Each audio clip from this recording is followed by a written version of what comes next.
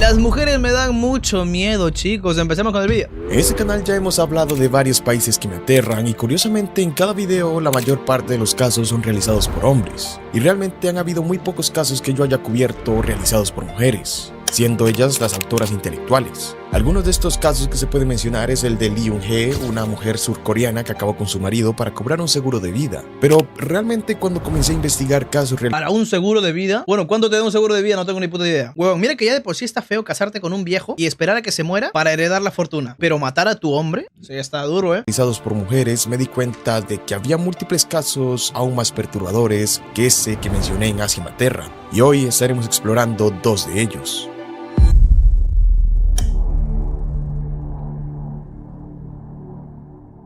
La mañana del 8 de agosto del 2011, María Nubia García se despidió de su esposo Gustavo Arguides en la terminal de buses de Florencia. Luego de esto, Gustavo decidió regresar solo a su casa. Aún así, a Nubia esto le pareció extraño, porque su esposo no la quería acompañar al lugar hacia donde iba. Ambos mantuvieron cierta comunicación mientras María Nubia iba en el autobús. Las cosas se comenzaron a poner extrañas cuando alrededor de las 2 de la tarde María Nubia trata de llamar a Gustavo para informarle que ya se encontraba en el lugar hacia donde viajaba, solo que este no le contestó. Entre 2 a 5 p.m. María Nubia estuvo tratando de contactar con Gustavo, pero él simplemente no contestaba. Esto hizo que María Nubia se preocupara bastante, la cual decidió llamar a un sobrino para que fuera a su casa a ver si se encontraba Gustavo. Cuando llega al domicilio el sobrino, entra y se encuentra a don Gustavo tirado en el suelo, con poca ropa. Rápidamente el sobrino reportaría el encuentro a la policía y posteriormente eso llamar a su tía, María Nubia, para informarle que Gustavo ya no se encontraba con vida. Lo extraño de todo esto es que el hombre no contaba con ningún tipo de daño físico, así que las primeras hipótesis fueron que al hombre le habría dado un paro cardíaco, tomando en cuenta su edad de 57 años, por lo que las autoridades lo dejaron como un incidente natural. Pero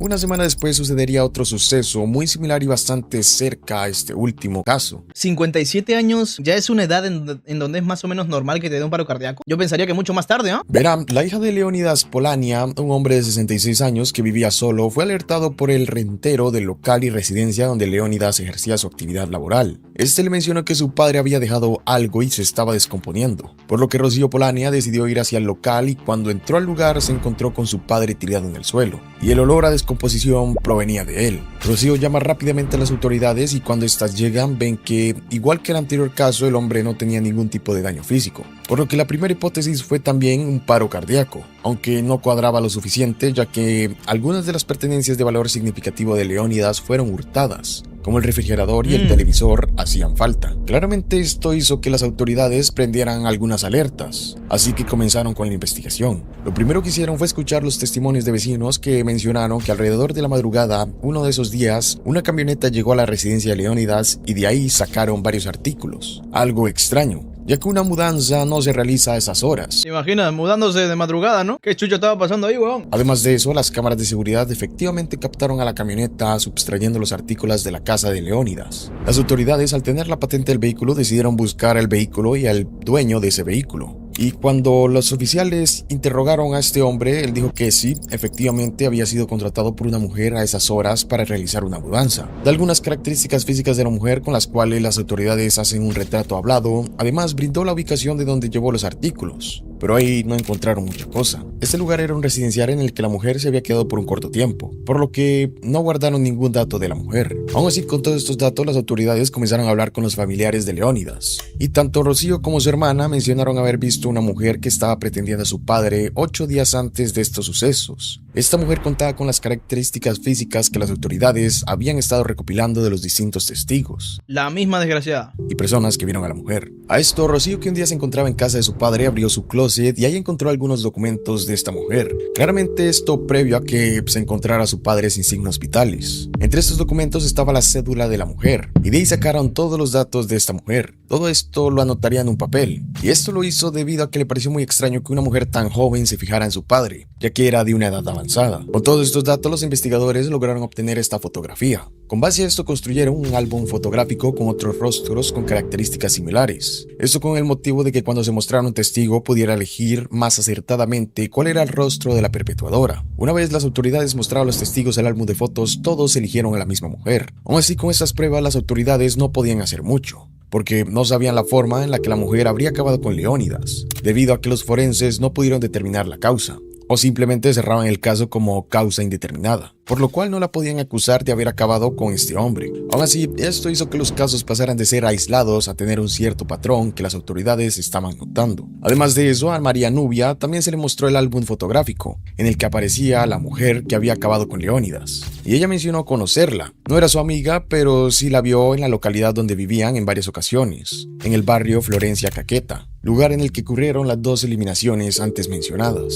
A menos de un mes del último suceso, el 4 de septiembre del 2011, otro hombre fue encontrado sin signos vitales dentro de un departamento. Ese departamento se encontraba en Residencias Carolina, lugar en el que las autoridades sabían que la mujer ya había estado antes. Oye, pero a ver, díganme algo que me perdí en una pequeña cosa. Los dos que han mencionado son de la misma tipa, ¿verdad? La misma. Entonces ahora, la duda que tengo, aparte de cómo los mataba, que es la duda que tenemos todos ahora, me pregunto, ¿por qué los mataba? O sea, total, ya les había robado cosas, ¿no? Y dinero. ¿Para qué los mataba? Libardo Torres, de 57 años, sería el hombre encontrado dentro del departamento, sin signos vitales y con poca ropa. Este sería encontrado por los trabajadores del residencial, los cuales rápidamente reportaron a los oficiales, y al igual que los anteriores casos, el hombre no tenía ningún daño físico.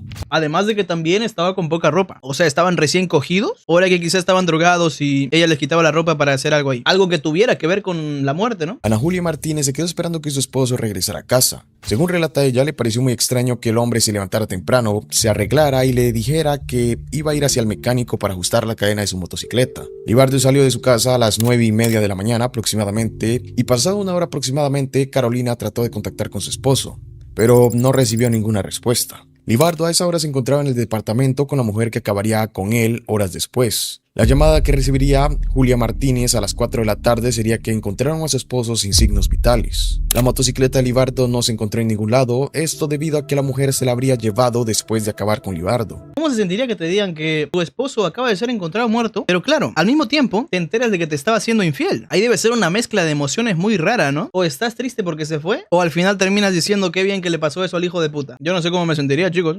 Claramente todos estos sucesos comenzaron a preocupar a las autoridades de que había una mujer que estaba acabando con varios hombres, de una edad ciertamente avanzada, y el siguiente caso no duró tanto en aparecer.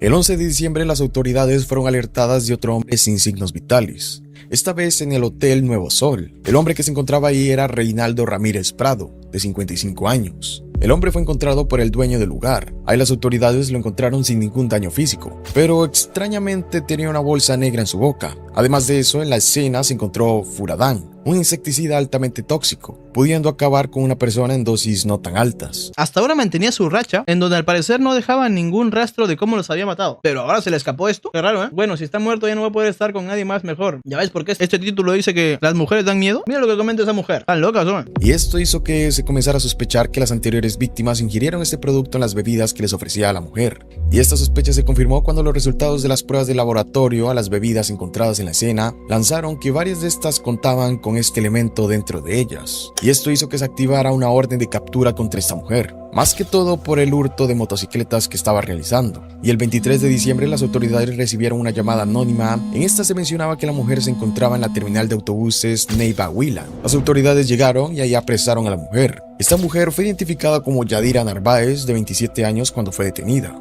El modo de operar estaba muy claro. Todas sus víctimas encontradas en un estado similar. Hombres entre 55 y 66 años de edad. Además de esto, si estos hombres contaban con una motocicleta, esta era robada por la mujer para huir, y luego de eso venderla o empeñarla.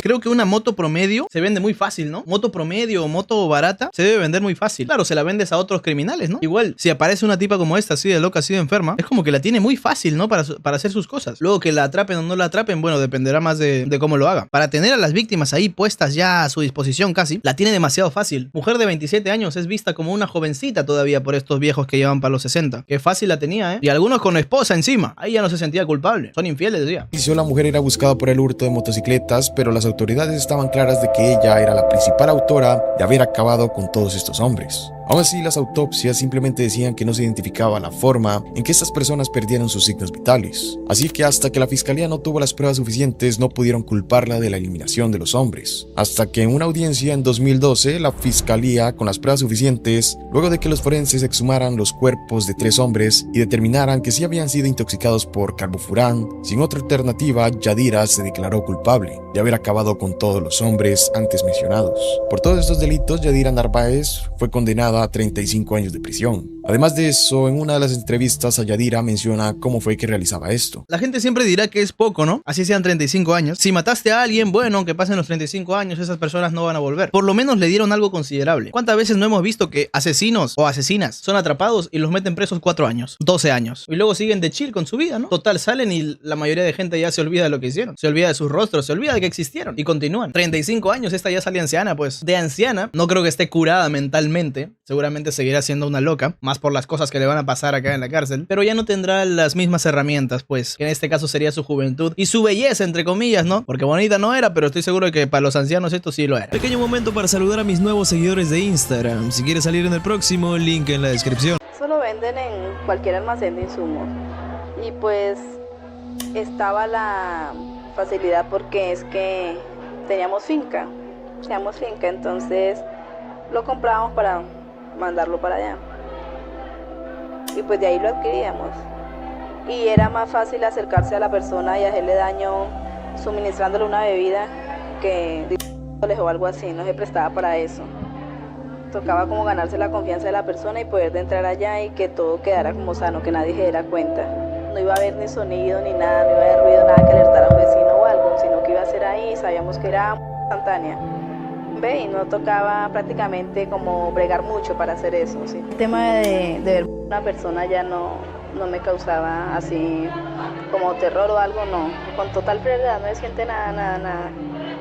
La primera vez sí, se tiene como el recelo y el miedo. La primera vez que lo hacen tienen el miedo de que los atrapen nomás, de las consecuencias probablemente, pero si lo siguen haciendo porque no les importó tanto. Pero no decir no mientras usted actúa y ya, eso le pasa. Pero además de eso, ella menciona que estos 4 hombres no fueron sus únicas víctimas, sino que hubieron más y en distintas zonas. Y si bien no se sabe cuál fue el número exacto, ella relata que sí fueron más. Según lo que usted me dice, entonces, ¿de cuántas víctimas podríamos estar hablando? Cantidad bastante considerable, porque era un proceso que fue como solo en un año, pero en los cuales se operaba más o menos casi todos los días. ¿Podría dar un número aproximado? ¿Casi todos los días? Yo imaginaría que una tipa como esta podría matar a un tipo al mes, que ya es bastante.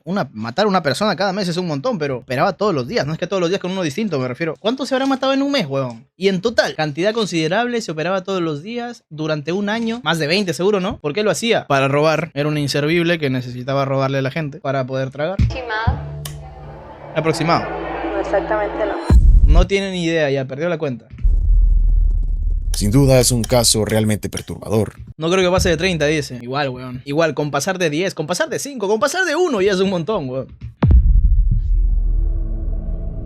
Para este segundo caso deberemos remontarnos a 2009, cuando Nivaldo Villegas, de 40 años, impartía clases en el CIA de Quilpué como profesor de informática. Aquí él conocería a Joana Hernández, de 23 años, la cual en ese momento sería su estudiante. Con el pasar del tiempo forjaron una relación de amistad que no tardaría mucho en pasar a ser una relación amorosa. Y a pesar de que él ya contaba con un hijo de una relación anterior y ella contaba con 2 hijos de una relación anterior, en el 2011... ¿Qué edad tenía ella? 3 años. ¿23 años? Parte de Joana casarse con amorosa. Y a pesar de que él ya contaba con un hijo de una relación anterior y ella contaba con 2 hijos... A los 23 ya tenía 2 hijos. De una relación anterior, en el 2011 ambos tendrían una hija. Y posteriormente a esto, en 2014, ambos decidieron casarse. Con esto en mente, Nivaldo comenzó a construir una casa para vivir con su familia. Esto lo hizo con sus propias manos y con ayuda de su hermano Edson. Parecería que todo iría bien, pero con el tiempo la relación se comenzó a fragmentar.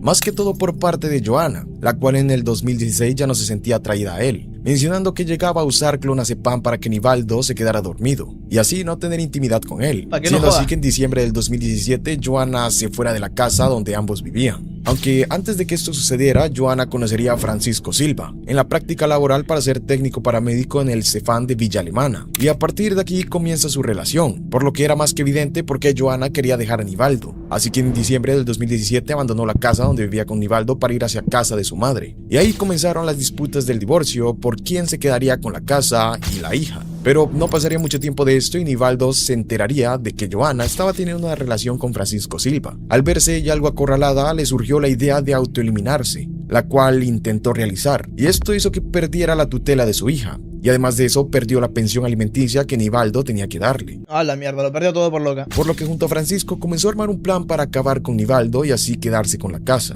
y la tutela de su hija. Todo comienza el 10 de agosto del 2018 cuando Joana contacta con Nivaldo en calle Yancole en Villa Alemana, residencia en la que Nivaldo vivía. Esto no era tan extraño ya que Joana unos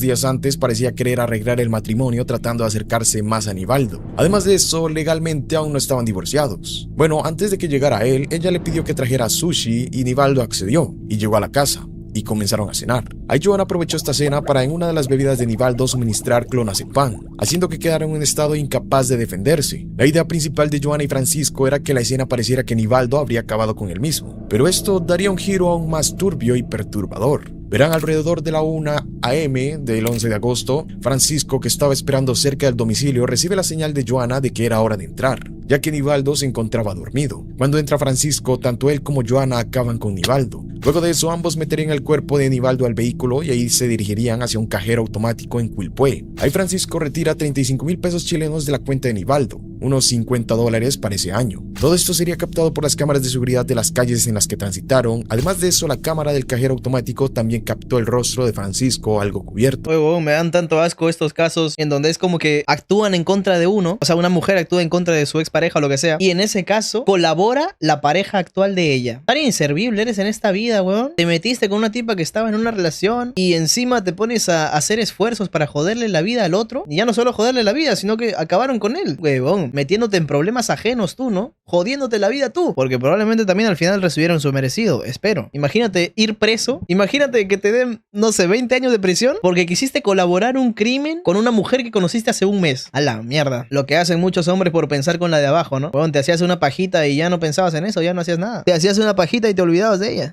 Añadido a todo esto, Francisco también llevaba puesto una chaqueta que era de Nivaldo. Esto con el motivo de hacerse pasar por él, para hacer creer que él simplemente se fue sin decirle nada a nadie. Luego a las 3 a.m. Francisco fue captado con otras vestimentas comprando algunos artículos, para después de eso ser captado en las cámaras de seguridad dirigiéndose hacia Laguna Verde, y ahí desaparecen algunos elementos del crimen. Sin embargo, dos pescadores alrededor de las 5 de la mañana que se encontraban por el lugar los vieron. Estos dos estaban haciendo una fogata bastante grande. Los pescadores se acercan y le preguntan a Francisco algún sitio para pescar, a lo que Francisco responde que un buen sitio quedaba a varios kilómetros de donde estaban. A los pescadores todo esto les pareció bastante extraño, por lo que no se alejaron mucho de la zona y decidieron esperar hasta que la pareja se fuera. Cuando estos se fueron, se acercaron y vieron que en la fogata había un instrumento de cocina que sirve para cortar tomate, pero todo quedaría ahí como un simple incidente extraño. Ahora deberemos retroceder momentos antes de que Nivaldo fuera eliminado. Antes de que fuera a su casa para la cita con Joana, pasó dejando a su hija en casa de sus padres, diciendo que iba a salir con amigos y que regresaba a las 4 de la mañana.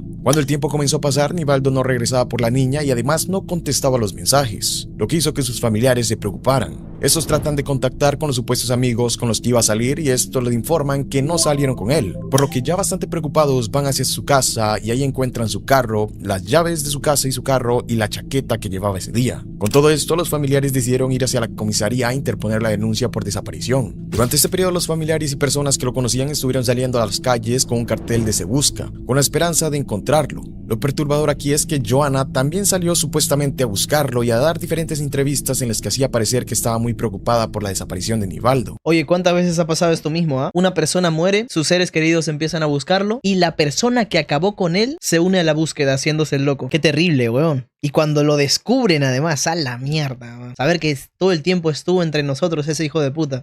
Ese día viernes yo hablé por teléfono con él entre las 9:30 y las 10. ¿De la mañana o de la noche? De la noche. Lo llamé para preguntar por mi hija. Él me dice que está bien, que está durmiendo y me cambió rotundamente de tema preguntándome si yo podía quedarme con mi hija el día sábado para poder salir en la tarde. ¿Y le dijo dónde él iba a ir supuestamente ese día sábado? No. Andamos en busca de mi ex marido que se perdió el día viernes.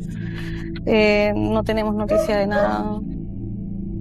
O sea, toda ayuda es sumamente necesaria, todo ayuda. 4 días después de la desaparición de Nivaldo, la PDI llegó a casa de Nivaldo para realizar las primeras pericias y comenzar la investigación de su desaparición. Aunque ese mismo 15 de agosto, un torso masculino apareció flotando en el mar, cerca de Valparaíso, específicamente en el muelle Prat, por lo cual los locales avisaron a las autoridades y el 20 de diciembre, tras las pruebas de ADN, confirmaron que el torso pertenecía a Nivaldo, lo que aceleró mucho más las investigaciones, ya que no era una simple persona desaparecida, sino que una parte de él se encontró en el mar, por lo que era más que evidente que habría sido acabado por alguien. Los investigadores comenzaron a analizar las comunicaciones de Nivaldo ese día. Se detectó el uso de las tarjetas bancarias de Nivaldo y todo esto encaminó a que los autores de esto fueron Francisco y Joana, los autores de haber eliminado a Nivaldo. Francisco hasta me da más asco que Joana por lo mismo que les mencioné hace rato, weón. La otra tenía problemas con él, obviamente no lo justifica, es una enferma y da asco. Pero tú no tenías nada que ver, weón. Nada que ver tenías tú y te metiste a hacer eso. Lo que hacen los simps, ¿no? A este punto llegan los simps. Así las autoridades yendo a detener a ambos. Y el 21 de agosto la PDI confirmó la detención de estos dos. Los dos aceptaron que sí habían sido autores, pero entre ellos se culparon mutuamente. Mira ese huevón. Ya te hiciste tu pajita, ¿no? Te hiciste tu pajita y te diste cuenta de que esa mujer no valía la pena. Entonces decidiste culparla, ¿no? Sí, que la jodan a ella. Ya arruiné mi vida por ella, ahora jodanla. Pobre perdedor, weón. Diciendo que uno de las dos partes lo había manipulado para hacerlo, además de que ninguno admitió haber sido el autor intelectual. Sí, me manipuló, mírame, pobrecito yo. Tengo 35 años, pero soy tan inocente que me manipularon para matar a alguien. Ambos fueron declarados culpables y sentenciados a presidio perpetuo calificado. Para Joana Hernández, con posibilidad de optar por libertad solo una vez cumplido 40 años, y presidio perpetuo simple para Francisco Silva con opción de beneficios tras 20 años. Después de su sentencia, le hicieron una entrevista a Joana y ya los que le queden vida lo van a pasar preso. Y ella lee una carta escrita por ella. Amado mío, sé que es muy tarde para decirte todo lo que significas para mí, mi precioso. Sé que esta carta jamás llegará a tus manos, ya que por mi cobardía y la seguidilla de errores que cometí, tú perdiste la vida. Amor mío, te doy las gracias por haber sido ese extraordinario hombre que fuiste conmigo, por haberme amado hasta el último hálito de tu vida. No dudo que todo lo que está diciendo realmente no lo está sintiendo. Más que todo también porque su expresión de llanto no es muy realista. Y estos serían solo los dos casos de por qué las mujeres me aterran. Claramente no todas las mujeres, mi mami no. A mí sí, bro, a mí sí me aterran todas. Bueno, no, mi mami tampoco. Menos que tenga la chancla en la mano. Sé que fueron solo dos casos, no se preocupen por... Bastante turbio igual, bro. Lo suficiente para que fortalezcas mi sentimiento. Qué mello me dan las mujeres, chicos. Fin del video. Recuerden que esto lo grabamos en directo en Kick y el link está en la descripción.